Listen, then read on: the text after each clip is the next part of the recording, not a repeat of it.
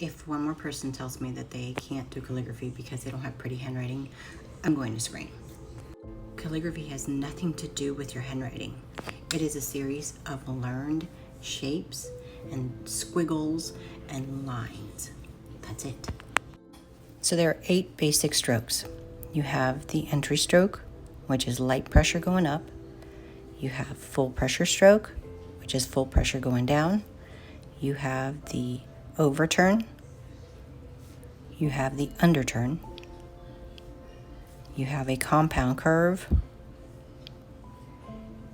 You have the oval. You have the descender. You have an ascender. And that's it. When you put those together, you create letters. For instance, if you put this one and this one and this one together, you create the letter A. Let me show you.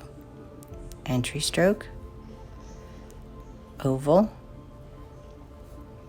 underturn. There you go. See what I mean? Putting those lines together, those shapes together, is going to form the letters. It has nothing to do with my handwriting. Follow along and I'll show you how to do calligraphy.